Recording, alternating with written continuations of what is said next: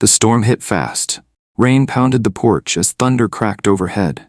I stood there soaking wet, surrounded by neighbors who had come for our family's annual summer barbecue.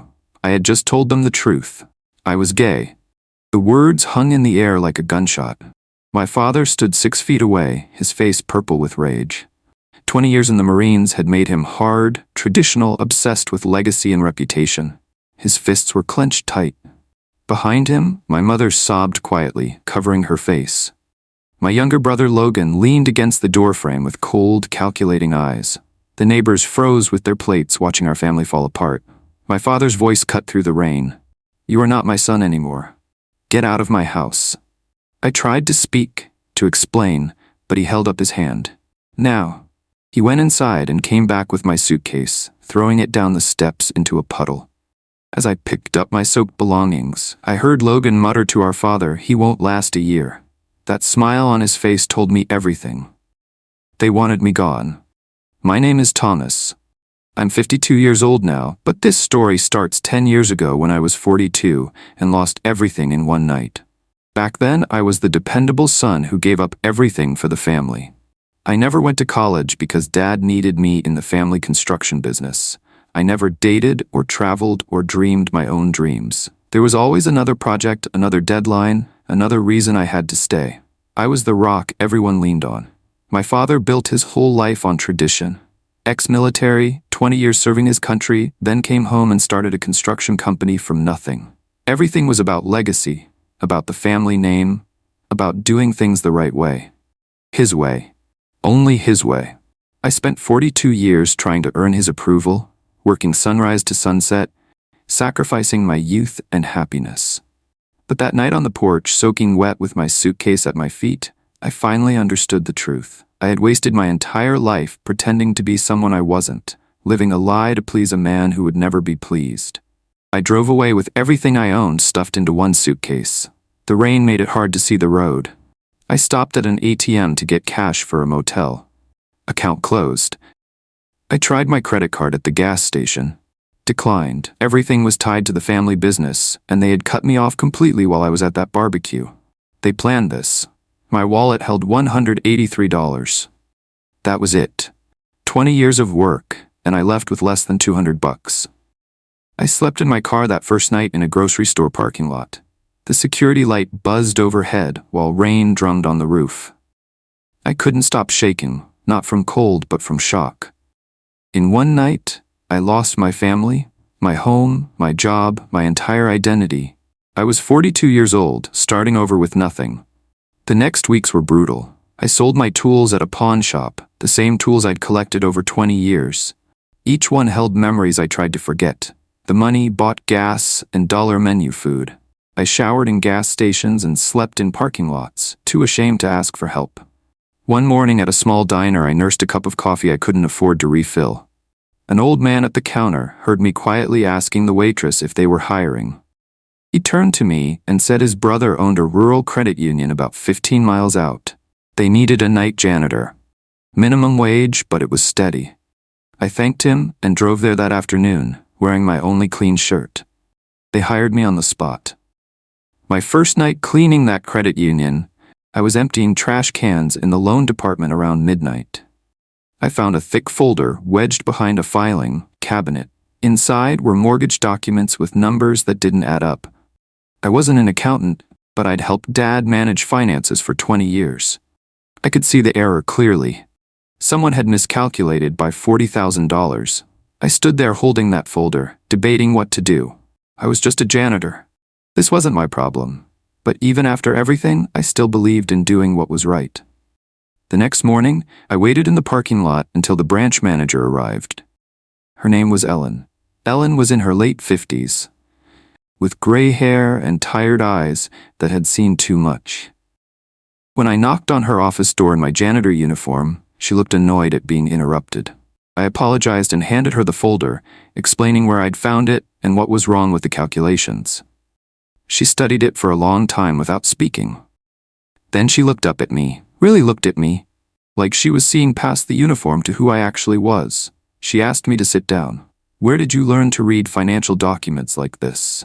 I told her about growing up in a family construction business, about handling books and estimates for 2 decades. She was quiet, thinking. Then she said something that changed everything. "We have an opening for a file clerk. It pays better than janitorial work. Are you interested?" I almost cried right there. "Yes, please." Ellen became more than my boss. She became my mentor. She taught me about loans and banking and investments. One afternoon over lunch, she asked casually, "You ever considered getting into finance seriously?" I laughed bitterly. I was 43 with no degree. She didn't laugh. She told me about a training program the credit union offered. I threw myself into studying like my life depended on it. Because it did. I worked during the day, took classes 3 nights a week, and spent every weekend at the public library until they kicked me out at closing. Ellen taught me things textbooks never covered. How to spot red flags in applications. How to understand what people really needed versus what they asked for. 6 months later, I took my first finance certification exam. When results came back, I'd scored highest in my class. Ellen promoted me to junior analyst. For the first time in my life, I felt proud of something I'd built myself. One Saturday, I drove through my old hometown running errands. I wasn't planning to, but I found myself driving past the family business. The sign that used to say Hartley & Sons Construction now said Logan & Sons Construction. Fresh paint. New logo. They'd erased me completely. I sat in my car staring at that sign. Logan had married some banker's daughter and taken over my entire role. I read later in the paper that Dad praised Logan as the future of the company. I didn't exist anymore. Ellen called me into her office the next week. She was retiring. She wanted to recommend me for her position. I didn't get Ellen's position. The credit union hired someone with more experience. But Ellen had other plans. Before she left, she wrote recommendation letters to several banks in the city. Within weeks, I heard whispers through banking circles.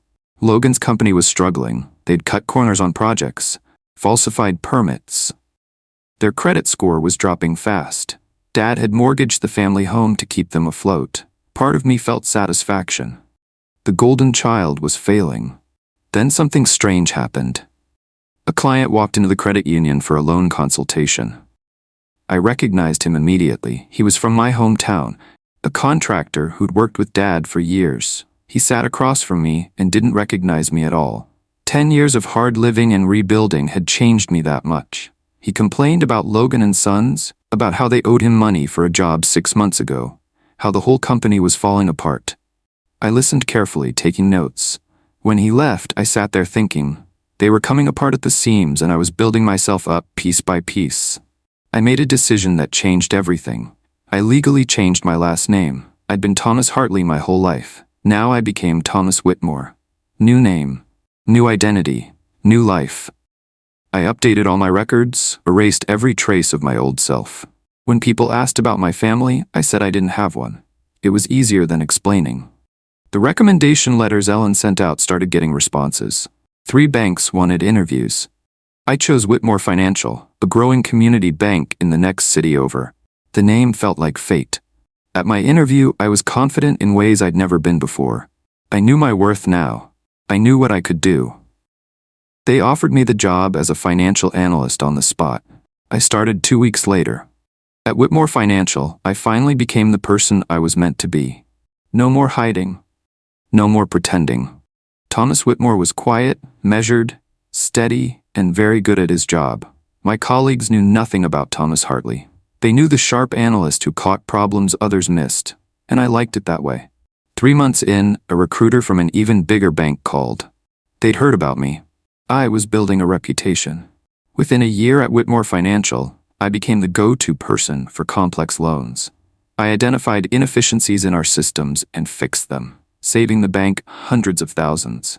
I streamlined operations and built strong client relationships. People started calling me the numbers man. I could look at an application and see the truth behind the paperwork. My confidence grew with every success. The CEO, a sharp woman named Victoria, started pulling me into executive meetings. I was making real money now. I bought a small house, modest but mine. I had a life I'd built myself. Then came the regional bankers gala. Black tie event, networking, deal-making. I went reluctantly, uncomfortable in crowds. I was standing by the bar when a woman in an expensive dress approached me. She introduced herself as Catherine, VP at a local bank I recognized as a competitor. We talked shop for a while. Interest rates, market trends. Then she mentioned her husband worked in construction. My stomach dropped, but I kept my face neutral. "What's his name?" I asked casually. "Logan Hartley," she said. I nearly dropped my glass. She didn't notice. Catherine kept talking, complaining about stress. I listened carefully, asking questions that sounded sympathetic. She vaguely recognized me but couldn't place it. "Maybe I reminded her of someone," she said with a puzzled look. I smiled and changed the subject. She relaxed and started sharing more. The construction business was drowning. Cash flow problems, delayed projects, subcontractors walking off jobs. Her voice got stressed. "If we don't get a major loan this quarter, we're screwed. The bank I work for is already nervous about their line of credit." I made sympathetic noises while my mind raced. Logan's wife was a bank VP, and even she couldn't save them. I asked a few more casual questions. How long had they been married?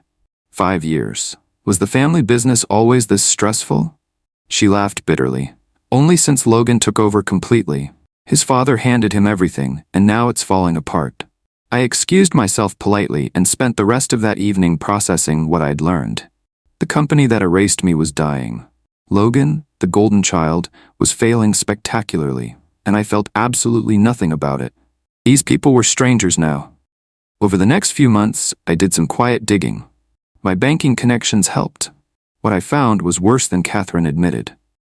Logan had falsified building permits to win contracts he wasn't qualified for. He'd over-leveraged everything, taking massive loans against future projects that kept getting delayed. He'd cut corners on materials and labor, causing safety violations and lawsuits. The whole company was a house of cards, and Dad had co-signed everything as owner. He was just as liable. I documented everything carefully. Not for revenge, I told myself. Just information. Meanwhile, Whitmore Financial was thriving. We were acquiring smaller banks and expanding. Then Victoria called me into her office. The board was restructuring, she said. They wanted to reward key employees with equity stakes. She offered me 30% ownership of the bank. I would be a part owner. I accepted immediately, but made one request: keep my name out of public announcements. I preferred working quietly behind the scenes. She agreed. 2 months later, I was a millionaire on paper. At 49 years old, I owned part of a bank. The irony wasn't lost on me. A few weeks after that, a loan application landed on my desk. Logan & Sons Construction. The application was for $300,000 to complete a commercial project and pay off debts. Logan's signature was at the bottom. Dad's signature was there too as cosigner. I stared at those signatures for a long time. I could deny it immediately, stamp it rejected, and move on. But something stopped me. I wanted to see them face to face. I wanted to look in their eyes and see if they even remembered what they'd done. The application was incomplete, missing documentation. I sent it back with a formal letter. Application denied, insufficient information. Logan reapplied 2 weeks later, with inflated numbers and forged documents. I could tell they were forged. I'd seen enough fraud in my years at the bank. This time, I didn't deny it. I scheduled a meeting. I didn't tell them who would be reviewing their application, just that someone from upper management would discuss their financing needs. The appointment was set for Tuesday at 2. I prepared carefully. I reviewed every document, memorized every number, planned every question. When Tuesday came, I sat in our main conference room with 2 loan officers as witnesses. The door opened. My father walked in first. Dad looked old, 72, maybe 73. His hair was completely white. He walked with a limp, probably from decades of construction work. Behind him came Logan in an expensive suit that screamed borrowed money. They both looked nervous, desperate. They sat across from me. Neither recognized me. 10 years had changed me. I'd aged, yes, but more than that, I'd transformed. The broken man they threw out was gone. In his place sat someone confident and powerful. I introduced myself. Thomas Whitmore, senior partner. I asked them to explain their business needs. Dad did most of the talking. Legacy, tradition, hard times, bad luck. He talked around the truth, which was catastrophic mismanagement. Logan sat there sweating. I let them talk for 20 minutes. Then I started asking real questions. about the falsified permits, the lawsuits from unpaid contractors, the over-leveraged loans. Logan's face went pale. Dad tried to deflect, but I had documentation. Every mistake was right there in the file. My father kept accidentally calling me son while talking. Old habit. It made my chest tight. I pushed through. Tell me about your previous partner. The file mentions Thomas Hartley. What happened to him? Logan leaned back with a smirk I recognized from childhood. Oh, him. He vanished years ago. Couldn't handle real work. Probably drunk in a ditch somewhere. Dad nodded along. Weak blood. Never had what it took to run a real business. I felt something cold settle in my chest. Not anger. Just a final understanding of who they really were. I kept my face neutral. I see. Well, I need time to review your application thoroughly. I'll be in touch within a week with a decision. They thanked me repeatedly and left, thinking they had a chance. I watched them drive away. Then I made a decision. I wouldn't deny the loan outright. I'd approve a temporary review period. I wanted to see exactly what they'd do with hope dangling in front of them. I wanted to watch them squirm. Over the next 2 weeks, I gave them just enough encouragement to keep them hanging on. I requested additional documentation. They provided it. More forged papers. More inflated numbers. I documented everything. Every lie, every fake signature, every desperate attempt to deceive. I pulled phone records through our compliance department. Contract copies. Everything went into a file that grew thicker each day. 2 weeks into their review period, I made a quiet call to our compliance officer. I handed him everything I'd collected. He was shocked. This is fraud, he said. Multiple counts. I nodded. Flag it for audit. Do it quietly. Within days, the state regulators got involved. Logan & Sons Construction was officially under investigation. I watched it unfold from my office. Logan started calling the bank frantically, trying to reach me. I had my assistant take messages. The father called too, his voice shaky on the voicemail. Please, we need to talk. I deleted them. The audit moved fast. Investigators found exactly what I knew they'd find. Falsified documents, fraudulent loan applications, misuse of funds. The family business bank accounts were frozen pending investigation. All credit lines were suspended immediately. Projects ground to a halt. Employees walked off job sites. I watched it from a distance, feeling nothing, or maybe feeling everything and burying it deep. Then one afternoon my assistant buzzed me, sounding flustered. There's someone here demanding to see whoever's in charge. He's aggressive. Security is with him. I sighed. Send him to conference room B. I'll handle it. I knew who it was before I walked in. Logan stood in the conference room, flanked by 2 security guards. His expensive suit was rumpled now. His face was red with anger and fear. When I walked in and closed the door, he started yelling immediately. You froze our accounts. You're destroying our business. This is illegal. I sat down calmly and gestured for him to sit. He stayed standing. Then his eyes focused on my face. Really focused for the first time. I saw recognition hit him like a physical blow. His face went white, his mouth opened. Thomas? You're alive? You're here? I smiled slightly. Hello, Logan? Sit down. He collapsed into the chair like his legs gave out. I slid a thick folder across the table. Inside was every piece of evidence. Every forged document, every false statement, every fraudulent application. At the bottom was a list of co-signers. Dad's name appeared 6 times. Logan tried to argue. He tried to threaten me with lawyers. He tried to appeal to family loyalty. I listened to all of it without expression. Then I spoke quietly. Everything in that folder is going to state prosecutors. You falsified documents. You committed loan fraud. You endangered workers with safety violations. And Dad co-signed everything. He's just as liable. Logan's face crumbled. Please. We'll fix it. We'll pay it back. I shook my head. It's too late. It was too late the moment you forged that first signature. The next 2 months were a nightmare for Logan and Dad. The audit expanded. State investigators dug deeper. They found years of corner cutting and fraud. The press got hold of it. Local newspaper ran a front-page story. Contractor faces multiple fraud charges. Dad and Logan's names were right there for everyone to see. The family reputation, the precious legacy Dad obsessed over, destroyed overnight. Projects were officially halted. The business license was suspended. Lawsuits started piling up from unpaid subcontractors and clients. I watched from the observation room at the bank while our compliance team coordinated with investigators. I watched Dad's face in photos the newspaper ran. He looked destroyed, humiliated. The house I grew up in was seized by creditors. Dad had mortgaged it 3 times to keep the business running. Now it was gone. Logan's marriage fell apart. Catherine filed for divorce, protecting her own assets. Everything they built, everything they took from me, crumbled to dust. And I sat in my corner office, a part owner of a successful bank, watching it happen. People at work asked if I was okay. I seemed distant, they said. I smiled and said I was fine. I was better than fine. I was free. One afternoon, my assistant buzzed me. "Your 2 o'clock is here early." I frowned. I didn't have a 2 o'clock. She lowered her voice. "It's the man from before. He doesn't have an appointment, but he's asking to speak with the director. He seems desperate." I paused. "Send him to my office in 5 minutes." I stood and looked out my window at the city below. After everything, he'd come to me. Dad walked in alone. He looked broken in ways I'd never seen. Stooped shoulders, shaking hands. He sat without being asked. We looked at each other across 10 years of silence.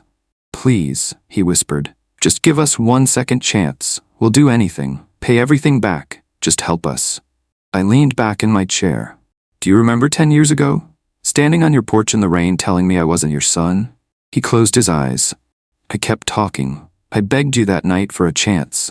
For understanding. You threw my suitcase in the mud and gave me 1 hour to disappear. So here's your second chance, Dad. It was the last 10 years. You could have found me. Apologized. Made it right. But you didn't. And now you're here asking for money." Dad started crying. Real tears. I'd never seen him cry before. "I'm sorry. I was wrong. I let my pride destroy our family. Please, son." I held up my hand. "Don't call me son. You lost that right when you threw me out." He flinched like I'd hit him. I stood and walked to the door, opening it wide. "Security will escort you out now." He looked confused. "What?" I said calmly. "You taught me about consequences, about responsibility, about living with your choices. Now I'm teaching you what it feels like to be thrown away by your own family." 2 security guards appeared. They were polite but firm, taking Dad by the arms. "Please," he begged as they let him out. "Please." I watched from my window as he stood on the sidewalk below, lost and small. Then he walked away, disappearing into the lunch crowd. I sat at my desk for a long time after, feeling nothing. Or maybe feeling everything. 3 weeks later, I saw a newspaper article. The reporter had interviewed me as part of their Business Integrity series. The quote they used, "Leading with integrity after betrayal is the truest test of character." I stared at those words for a long time. Months passed. Logan & Sons Construction officially filed bankruptcy. The business ceased to exist. Employees scattered to other companies. The office building was sold at auction. Logan moved out of state, trying to escape the scandal. Dad moved into a tiny apartment on the cheap side of town. I heard these things through the grapevine but felt disconnected from them. They were strangers now. Then one day, a formal envelope arrived at my house. A lawyer's office I didn't recognize. Inside was a letter in my mother's handwriting. My hands shook reading it. The lawyer's note said Mom had died 6 months ago from cancer. She'd left this letter in her will with instructions to find me and deliver it after her death. I sat on my couch and read her words. She wrote that she was sorry. She tried to stop Dad that night but was too afraid. She'd looked for me for years but couldn't find me after I changed my name.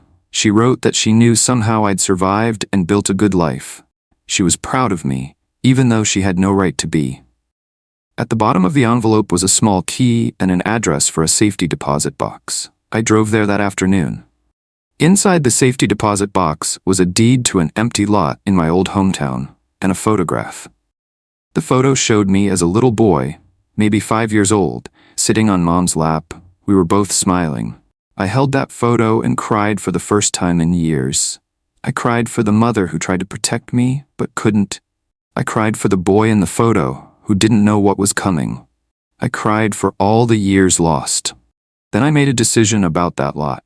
I used my own money to build something there. Not a business. A community center. I called it Hope House. It was specifically for people who'd been rejected by their families, homeless youth. LGBTQ kids with nowhere to go. We offered job training, counseling, housing, and acceptance. I funded it quietly without putting my name on anything. The grand opening was on a Saturday in June. Almost 200 people came. Local officials gave speeches. Families toured the building. I stood in the back, watching. Then I noticed an elderly man sweeping the front steps. He wore old work clothes and moved slowly, carefully. It was Dad. He'd come to volunteer. He didn't know I would be there. 22, I walked over slowly and stood next to him. He looked up and saw me. We stood in silence, him holding the broom, me with my hands in my pockets. He opened his mouth to speak. I held up my hand. I didn't want words. Words were cheap. Instead, I just nodded once, acknowledging his presence, acknowledging that he was trying, in his broken way, to do something right. Then I walked away without looking back. I went inside and helped set up chairs for the ceremony. Later, someone asked if I regretted what I did, if I regretted not saving them when they needed me.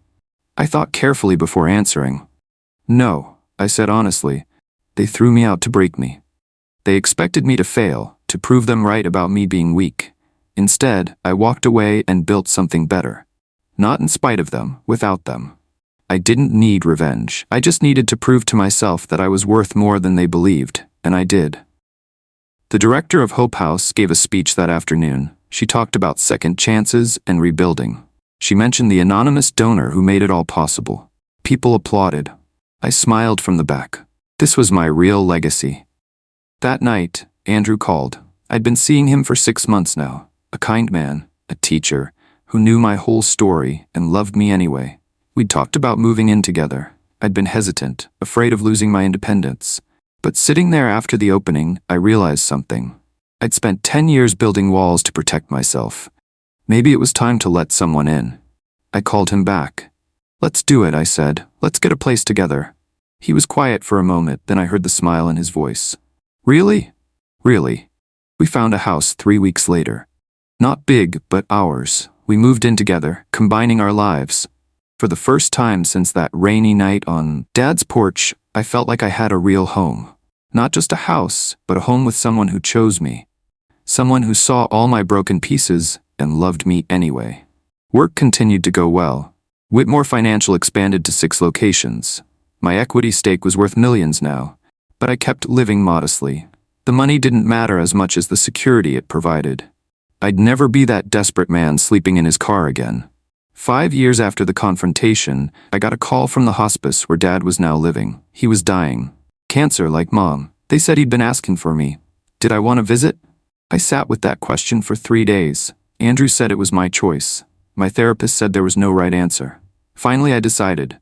I called back and said no, I wouldn't be visiting. The nurse sounded surprised. He's very sorry, she said. I know, I replied. Thank you for telling me. I hung up. Andrew asked if I was okay. I realized I was. Completely okay.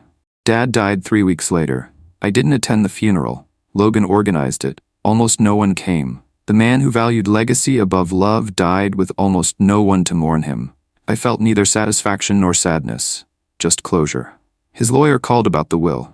Dad had left me a letter. I almost refused it, but curiosity won. The letter was short. He wrote that throwing me out was his greatest regret, that he'd watched from a distance as I succeeded. That he was proud of me, even though he had no right to be. He asked for forgiveness he didn't deserve. I read it 3 times, then I did something unexpected. I forgave him, not for his sake. He was gone. But for mine. Carrying anger was exhausting. Letting it go felt like setting down a weight I'd carried for 15 years. I burned the letter in our fireplace. Andrew sat with me as we watched it turn to ash. What are you feeling? He asked. Free, I said. Truly free. The next day, I went to Hope House and sat in on a support group for family rejection survivors. I'd never attended before, just funded it. But that day, I raised my hand. My name is Thomas, I said. 10 years ago, my father threw me out for being gay. I was 42. I had $183 and slept in my car. I told them the whole story. Not about revenge or the bank. About rebuilding. About Ellen who mentored me. About studying at libraries. About believing I could be more. When I finished, the room was silent. Then a young woman said, "You built this place? You saved my life." We hugged, both crying. That moment changed everything. My story wasn't about revenge. It was about survival and proving that love doesn't require blood. As I finish this story, I'm 62 now. Whitmore Financial is worth over $200 million. But that's not what I'm proud of. I'm proud that Hope House has helped over 3,000 people. I'm proud of my marriage to Andrew. I'm proud I took the worst night of my life and turned it into something meaningful. They threw me out to break me. I walked away and built something better. Not in spite of them, but without them. And I didn't need revenge. Just peace.